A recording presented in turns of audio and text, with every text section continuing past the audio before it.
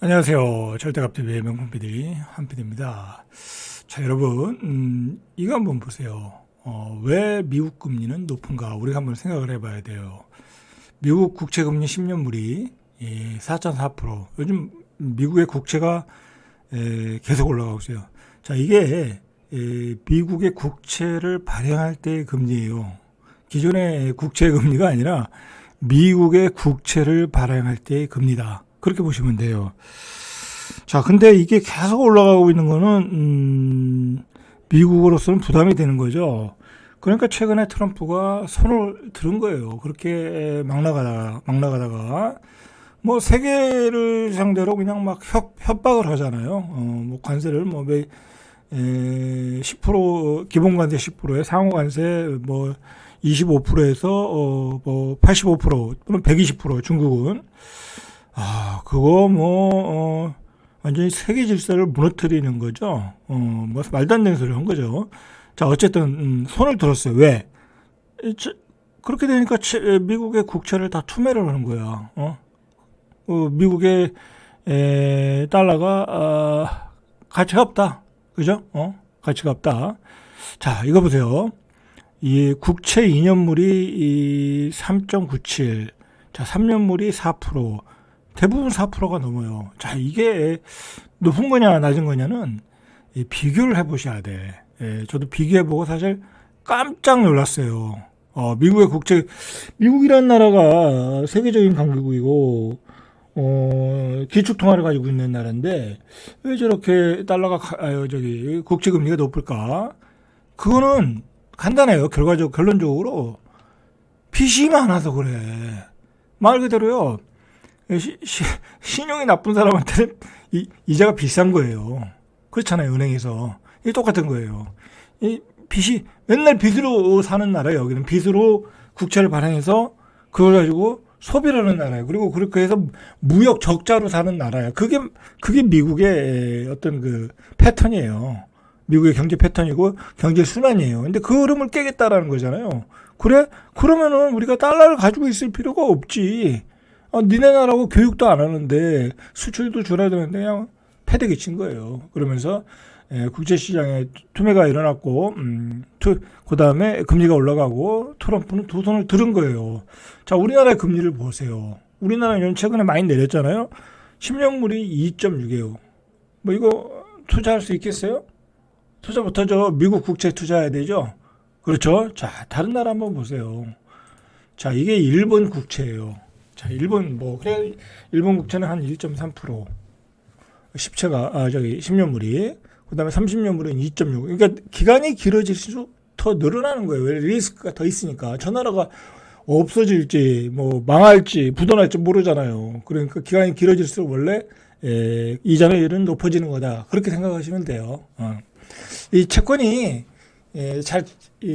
뭐랄까, 투자도 안 하고, 관심이 없으니까 우리 일반인들이 잘 모르는데, 금융시장을 좌우하는 거는요, 주식시장이 아니에요. 채권시장이에요. 채권시장이 더 어마어마하게 크니까. 그죠? 자, 국채 2년물은요, 1%도 안 돼요. 0.5, 0.6, 3년물, 5년물 0. 자, 이렇게 되니까 어떻게 되겠어요? 엔캐리를 하는 거예요. 옛날로 돈을 빌려서 한국에 투자하고 미국에 투자하고 그런 거예요. 그런데 지금 트럼프가 원하는 게 뭐예요? 달러 약세, 엔화 강세 이걸 원하는 거잖아요. 자, 그러니까 엔캐리 트레이드가 일어나고 앞으로 금융시장이 요동을 칠 가능성이 있다. 자, 일단 뭐 그렇게 하시고, 자, 그 다음에 유럽의 국채를 보세요. 유럽의 국채는 10년물이 2.58, 30년물이 2.88, 별 차이가 없네요. 국채 5년물이 2.1, 3년물이 1.9, 2년물이 1.8. 굉장히 저금리죠. 유로와도. 자, 유로은행도 그래요. 자, 그러면 또 우리가 중국 국채를 또 봐야죠. 중국 국채 봤더니 10년 2년물부터 보죠. 2년물이 1.4. 중국도 완전히 저금리죠. 3년물이 1.4, 5년물이 1.9, 10년물이 1.6, 30년물이 1.8. 완전 저금리죠. 뭐 이 나라는 공산국 사회주의 나라니까 통제의 국가니까 이게 가능한 거죠. 자, 그러면 한번 다시 우리가 미국 규제. 자, 어마어마하죠. 그러니까 트럼프가 불만을 가질 수밖에 없죠. 이 잘못된 구조가 무엇인가를 생각한 거야. 응? 왜 우리나라 금리는 비싸고 달러는 강세인가? 결국 미국의 금리가 비싸고 달러가 강세이다 보니까 수출도 안 돼.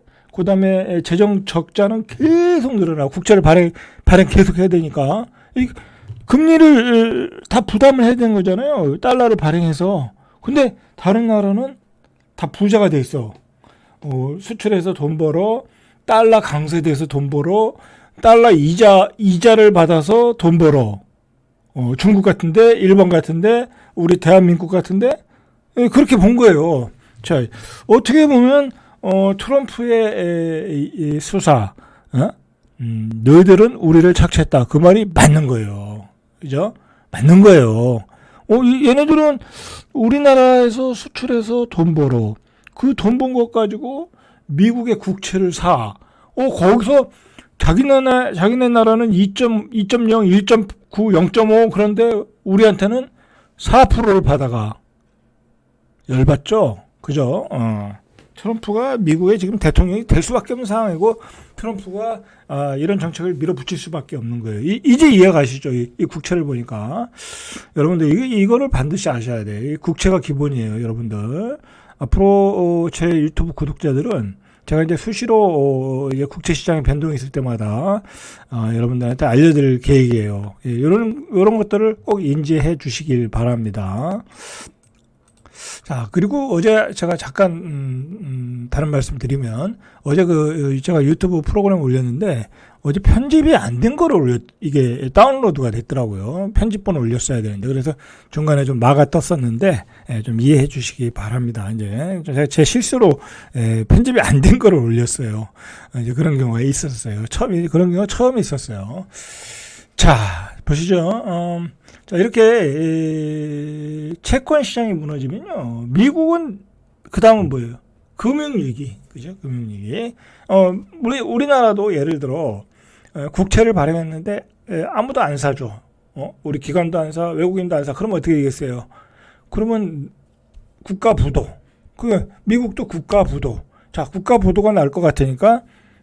그동안 트럼프가 나바로가 주장했던 이제 트럼프에는 왼쪽에는 재무장관 버센트인가요? 자, 그다음에 오른쪽에는 나바로가 있어요. 이 나바로가 강경파예요. 근데 그 사람의 의견을 이제 좀 무시하는 거예요. 그리고 그 사람을 회의에 들여보내지도 않았다고 그러더라고요. 자, 이제 강경 정책을 이제 슬슬 이제 자제하기 시작했어요. 자, 이러다가는 미국이 망합니다. 미국의 헤지펀드들, 빌 에크만, 그 다음에 버핏, 그 다음에 알런 머스크, 다 그런 사람들이 충고를 하는 거예요. 아니, 트럼프 이러다가 우리나라 망한다고. 그죠? 자, 그렇게 하면서, 이 정책들이 좀 완화되는 정책이 나왔어요. 제가, 지난주에 미국의 주식시장이 폭락할 때 뭐라고 그랬어요? 4월 9일 기점으로 이 완화 정책이 나올 수밖에 없다. 그러니까 주식을 사라 라고 말했죠. 그래서 그때 엔비디아 88자가 보이면 사라 그랬어요, 제가. 근데 정확히 88달러를 찍었어요. 여러분, 그때 저는 그걸 봤거든요. 제 계좌에 돈 있었으면 다 들어갔어요. 88달러에. 저는 그때 이제 국장에 삼성전자 우리나라 좋은 주식들 다 샀으니까 돈이 없었기 때문에 안 샀는데 제 계좌에 5억 10억이 있었으면요. 저는 그때 엔비디아 88달러에 다 때려 박았어요. 그럼 지금 엔비디아 제가 생각하기엔 110달러 이상 120달러 갈 수 있거든요. 그러면 한 30% 먹고 나오면 되는 거잖아요. 그죠? 5억 들어가서 1억 5천 먹고 나오는 거예요. 자, 그렇게 투자하는 거예요, 여러분들. 근데 이런 결정을 여러분들이 하기가 쉽지가 않죠. 그 상황에서 내 돈 5억을 들어갈 수 있을까? 내 돈 10억을 들어갈 수 있을까? 내 돈 50억을 들어갈 수 있을까? 근데 부자들은 들어가요. 왜? 확신이 있거든요. 확신이. 그렇게 투자를 해서 돈을 벌어야 돼요, 여러분들. 자, 그래요. 어쨌든 미국에서 지금 뭐라고 이 속보가 나왔냐면 어제 나온 거죠. 상호관세 부과 대상서, 스마트폰, 컴퓨터, 뭐 반도체, 하드디스크, 반도체 제조 장비, 자기네 나라에 꼭 필요한 장비들이잖아요. 그리고 시가총액 1위가 애플이잖아요. 애플이 지금 234달러에서 169달러까지 떨어졌어요. 물론 반등을 해서 이제 190달러 넘지만, 여러분들 제가 한 달 전인가 제가 뭐라고 그랬어요. 제 구독자는 기억이 나실 거예요. 제가 뭐라고 그랬냐면, 여러분 살 게 없으면 주식시장에서 다 떨어졌는데 폭락을 했는데 미국 주식 뭘 살까 고민이 갈 때 그냥 시가총액 1위 사세요 그랬어요. 제가요. 시가총액 1위 사세요. 그냥 폭락했을 때. 그럼 여러분들 169달러에 애플을 샀어야 되는 거야. 애플을. 자, 그러면은 여러분들 이거 다시 200달러 가거든요. 월요일날 그냥 200달러 찍는 거예요. 점 갭 상승하는 거예요. 이렇게 되면. 그러면 일단 한 15% 먹고 그냥 기다리면 한 20% 먹고 한 20% 먹고 나오면 되잖아요. 한 일주일 만에, 한 10일 만에. 그 부자들은 여기서 50억, 100억 들어간다니까요. 근데 100억 들어가봤자 티도 안 나요. 100억 들어가서 예를 들어 20억 먹고 나왔어. 그래서 부자들이 부자 되는 거예요, 여러분들. 100억을 들어갈 수 있는 확신이 있고 100억이라는 돈이 있고, 그죠? 그 다음에 이익을 낼 수 있는 그런 판단력이 있고, 그죠? 그 20억을 가지고 또 송파로 달려가는 거예요. 그 돈 가지고 잠실에 아파트 아들 사주고, 예? 부자들이 그래서 부자 되는 거예요, 여러분들. 근데 우리는 어때요? 1억도 없죠? 그냥 한 1,000만 원 넣었어. 운 좋아서 1,000만 원 넣었는데 운 좋아서 200만 원 벌었어. 돈이 안 되는 거예요. 그런 기회가 흔치 않잖아요. 그죠? 그런 기회가 흔치 않아요. 아니, 애플이 제가 보기에는 앞으로 5년 안에 5년 안에 이런 게 안 와요. 5년 안에? 10년 안에 올까? 10년 안에 오면 뭐예요? 또 그때 돈이 없고 판단력이 없는데. 자, 이래서 부자가 부자 된다라는 이야기를 하고, 여러분들은 계속해서 이렇게 실력을 쌓아나가셔야 돼. 그리고 종잣돈을 모아나가셨다가 이런 기회가 왔을 때 들어가셔야 되는 거야. 자, 제가 반복해서 이야기하는 거는 답답해서 그래요. 답답해서. 제가 이런 얘기를 유튜브에서도 하고, 뭐 블로그에서는 수시로 글을 올려드리거든요. 뭐 제가 매매하는 것도 올려드리고, 막 폭락할 때 제가 주식 산 것도 일부러 올려드려요. 뭐 제가 뭐 주식 뭐 리딩방 하는 사람도 아니고, 그냥 저는 전체적인 어떤 전반적인 투자를 하는 사람이잖아요. 주식도 하고 뭐 금도 하고 부동산도 하고. 뭐 그래서 여러분들이 토탈 개념으로 재테크에 접근하셔서 좋은 정보를 받아가시라고 올리는 건데, 구독자도 잘 안 나오고, 조회수도 잘 안 나오고, 그죠? 한 2,000명? 뭐 2,000회, 3,000회 이상해요. 그냥 돈 되는 얘기는 여기 다 들어가 있는데 어디서 쓸데없는 얘기만 뭐 30만, 40만 나오고. 여러분 그런 거 봤으면 돈 못 벌어요. 제가 장담하건데. 아니, 제가 답답해서 말씀드리는 건데, 저는 딱 흐름을 얘기하고, 여기서 사셔야 됩니다. 여기서 팔아야 됩니다. 라고, 숟가락으로 퍼서 말씀드리잖아요. 근데, 어떤 전문가들은 보면, 주로 대부분의 전문가, 인기 있는 전문가들이 그래요. 인기 있는 유튜브 그 사람들 디스하는 거 아니에요. 저도 그 방송 봐요. 보고 도움을 받아요. 이론적인 면을 배우는 거죠. 흐름을 배우는 거죠. 근데 중요한 건 그 사람들의 방송에는 결론이 없어. 그리고 어떤 영향력이 있는 사람들이잖아요. 그 사람들은. 그리고 뭐 그 사람들이 돈을 받고 뭐 컨설팅 하는 사람도 아니고. 그러다 보니까 결론이 없어. 뭐 사라, 말아라. 이렇게 저처럼 이렇게 뭐랄까요? 결론을 못 내리더라고요.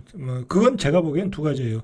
스스로 자신이 없거나, 스스로 결론을 내리기에 자신이 없거나, 그리고 결론 내려 얘기했다가 이 역풍을 맞을까봐 거기서 더 떨어지면 어떡할 거냐고.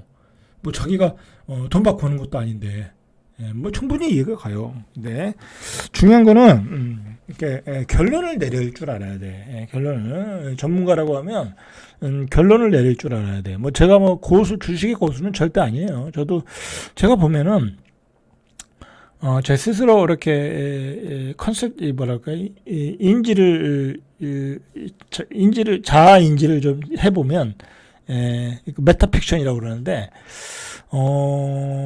제 스스로 하는 투자 금액이 그렇게 크지 않다 보니까, 뭐 저는 예전에는 한 1억 이상도 가지고 이렇게 투자를 했는데, 요즘은 이제 빚 갚으느라고 한 5천 정도? 그 정도 금액을 가지고 투자를 하고 있어요. 투자를 하고 있는데, 뭐, 제 스스로는 요즘에 제 실력으로 보면, 1년에 5천 가지고 저는 5천은 벌 수 있어요.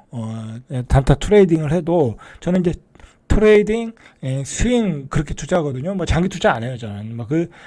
장기 투자해가지고 어느 세월에 돈을 벌어요. 그렇게 해서 돈 버는 사람도 있지만, 저는 체질도 안 맞고, 뭐 그것보다는 투자금만 한 5억 정도 만들 때까지는 조금, 5억에서 한 10억까지 만들 때는, 단타 위주로, 그 다음부터는 좀 중장기로 가는 거죠.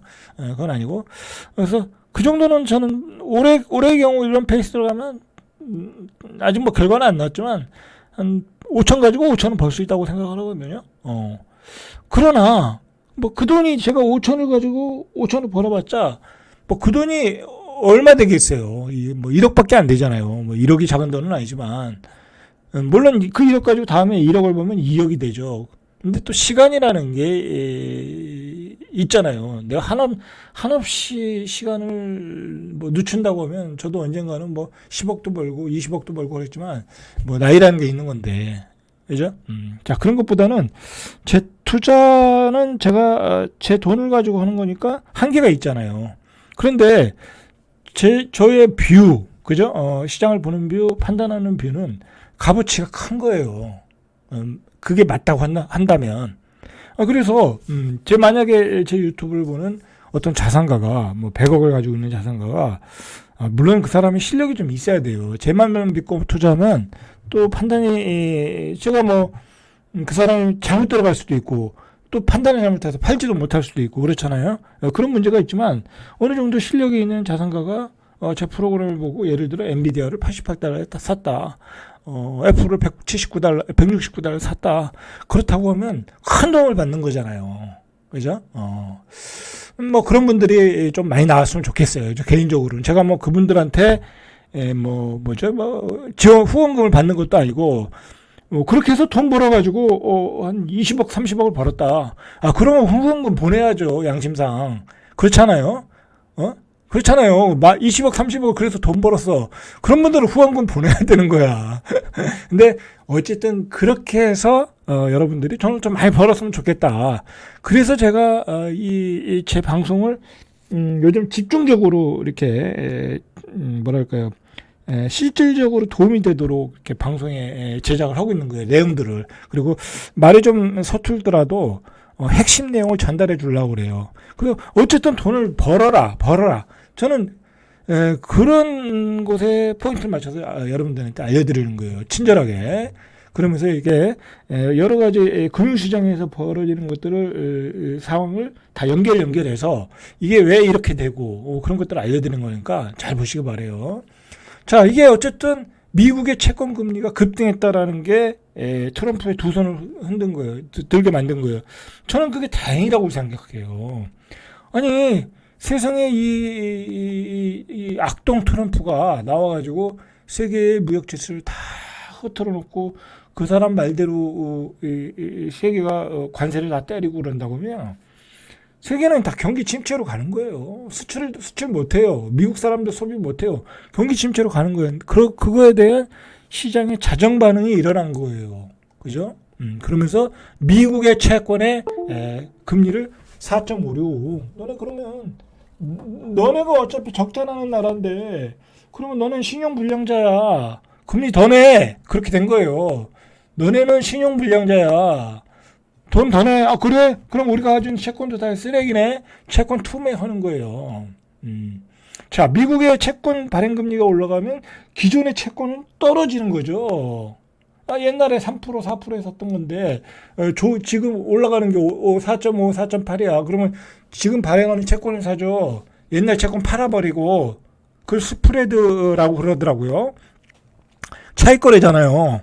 그렇지 않겠습니까? 기존은 4%야. 앞으로 발행하는 건 4.5야. 그러면 4.5를 사야지. 그죠? 이렇게 되고 있다. 자, 그러니까 국채가 투매가 돼. 주식도 쓰레기야. 그러면 뭐가 올라가겠어요? 금이 올라가잖아요. 자, 금선물이 2.47, 3,233달러까지 올랐다. 자, 이런 메커니즘을 여러분들이 이해를 해야 돼. 그래서 제가 뭐라고 그랬어요? 금은 10% 이상, 10%, 5%에서 10% 정도, 또는 여유 있는 사람은 15%까지 가져가라. 그죠? 그렇게 몇 달 전부터 얘기했어요. 자, 그렇죠. 자, 이렇게, 그래서 금값이 올라간다. 왜 금값이 올라가는지를 세계 금융시장을 통해서 여러분들이 아실 필요가 있다라는 거죠. 한 달간은 11%, 올해 들어서는 25%가 올랐어요. 2,980달러 있잖아요, 작년 말에. 근데 지금 3,200달러잖아요. 자, 금을 샀어야 되는 거죠. 그렇습니다. 이렇게 시장은 올라가고 있다. 자, 그러니까 미국의 국채가 떨어져. 국채가 떨어져. 금리는 올라가. 어떻게 되겠어요? 달러의 가치가 떨어지는 거죠. 이 달러의 가치가 떨어지는 거는 사실 트럼프가 원하는 상황이에요. 그런데 어떤 좋지 않은 이유 때문에 떨어진다고 하면 여러 가지 문제는 발생할 수 있겠죠. 여러 가지 문제가 발생하는 거예요. 이렇게 달러 인덱스가 떨어진다는 것은 여러 가지 문제를 발생시키는 거예요. 이제 이 금융위기라는 건 뭐냐면요. 쉽게 말해서 그 가계 위기하고 똑같은 거야. 빚을 많이 내서 부동산을 샀어. 주식을 샀는데 주식이 떨어지네. 부동산이 떨어지네. 자, 그럼 어떻게 돼요? 빚을 갚아야 되잖아. 그래서 가계부도가 나는 거잖아요. 마찬가지로 미국의 해치펀드들 전부 다 뭐 레버리지를 50% 30% 어떤 경우 100% 썼을 거란 말이에요. 자, 걔네들이 지금 마진콜 난 거예요. 그래서 주식이 저렇게 떨어지는데 어떻게 마진콜이 안 나겠어요? 그러니까 하루에 1,800포인트나 오르고 그러는 거잖아요. 자, 주식이 저렇게 떨어지는데 마진콜이 안 나겠냐고. 자, 그러니까 다 죽겠다고 얘기하고 미국의 국채가 떨어지니까 트럼프가 손을 들은 거예요. 자, 이제 금융위기는 그렇게 나는 거다. 금융위기 직전에 트럼프가 손을 들어버린 거예요. 자, 이렇게 미국의 달러 자산도 안전자산이 아니다. 자, 여러분, 이게 달러 인덱스예요. 이게 달러 인덱스. 자, 달러가 114가 있다가 지금 100 정도 되네요. 100. 자, 90 몇 달러까지 떨어졌어. 90, 수치로 보면 99. 자, 이게 10년짜리를 보세요. 10년짜리 보시면 5년짜리 볼까요? 자, 10년짜리 보면 나겠다. 10년짜리를 보면 달러가 이렇게 올라갔어요. 코비드 때 이렇게 올라갔잖아요. 달러를 많이 푸니까 올라간 거야. 이상하죠? 오히려 달러를 많이 풀었더니 올라가. 근데 달러를 긴축했더니 떨어졌어. 그러다가 다시 올라갔어요. 이 트럼프가 등장하면서. 그러니까 세계가 위기가 되면은 올라가는 거야. 자, 그러니까 이 부담이 되는 거죠. 미국의 수출 경쟁력으로는 상당히 부담이 되는 거죠. 자, 이제는 달러가 하방으로 갈 수 있다는 걸 좀 염두에 두셔야 될 것 같아. 자, 일종의 이제 박스권이 깨지기 시작했잖아요. 자, 우리로서는 좀 다행이죠. 왜냐하면 우리가 1,500원이 넘으면은 우리도 힘들잖아요. 이 인플레이션이 일어나가지고. 그러니까 달러는 앞으로 하방으로 갈 수 있다. 특히 이제 왜 그러냐면 그건 트럼프가 원하는 방향이야. 금리나 그다음에 달러 약세, 트럼프가 원하는 방향이기 때문에 그렇게 갈 수 있다라는 걸 조금 여러분이 인지하고 계셔야 돼요. 그러니까 달러를 조금 많이 모아나가는, 그동안 많이 모아나갔잖아요. 이제 좀 풀으셔야 돼. 풀으셔야 돼. 올라오면 팔고 현재도 팔고 그러셔야 돼요. 저는 다 팔았어요, 달러를. 참고로 말씀드리면 1,460원에 1,400원에서 1,460원에 다 팔았어요. 다 팔았고 올라오면서 그동안 다 팔았고 그거 가지고 주식을 다 산 거죠. 다 산 거죠. 오히려 그거 가지고 주식을 사는 게 훨씬 낫겠더라고요. 그리고 저는 뭐, 우리나라 기준으로 보면 한 1200원대까지 가지 않을까. 충분히 가지 않을까. 그렇게 보고 있거든요. 지금은 달러를 팔아야 될 시기다. 저는 그렇게 판단을 해요. 여러분도 참고를 하시길 바라요. 자, 미국의 이 JP 모건의 월가의 황제 다이먼도 지금 미 국제 시장에 대타 출연하고 상황이 안 좋다. 그래서 연준이 개입을 할 수도 있다. 개입을 했죠. 개입을 했어요. 그죠? 미국의 금융시장이 자꾸 폭락하니까 금요일날도 장중에 막 조금 떨어지기 시작하니까 이렇게 되면 뭐 금리를 인하를 할 수 있다. 뭐 그런 소리 하죠. 뭐 이건 갖고 노는 거예요, 시장을. 그 말로 또 올라가고. 그다음에 트럼프도 그 다음 날 아까 말한 뭐 반도체, 스마트폰 다 이제 기본 관세만 적용하고 상호 관세는 배제해주고 뭐 그런 정책들이 나오는 거예요, 이제. 자, 이렇게 월가의 대표적인 사람들이 이야기가 나온다는 것은 시장이 이제 조금 뭔가 처방이 필요하다라는 거예요.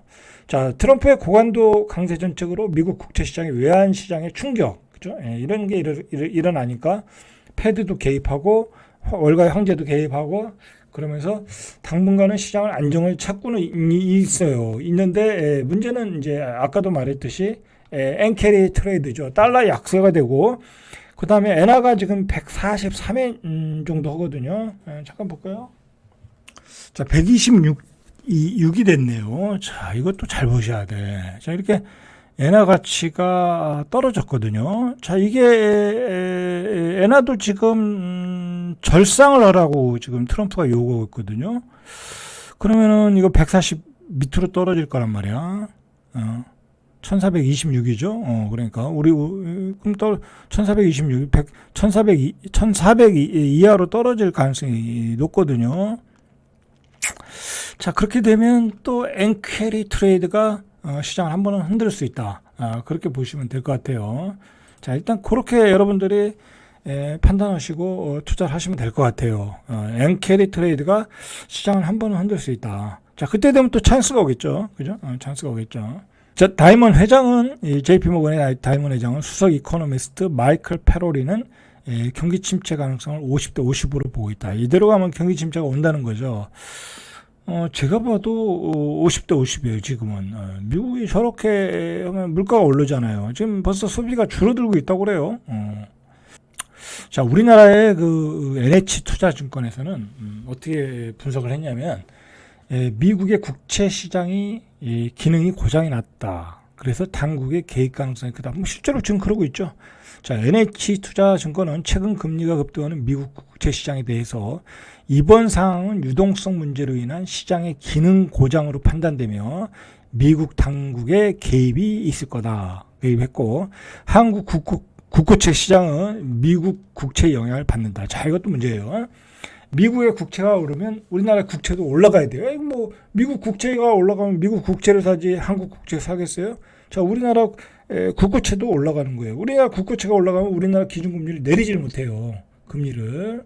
자, 미국의 국채가 올라가면 우리의 국채 시장도 올라간다. 우리의 기준금리도 올라갈 수 있다. 라고 여러분들이 일단 생각을 해야 돼. 그러니까 미국의 국채 시장이 안정이 돼야 되는 게 맞겠죠.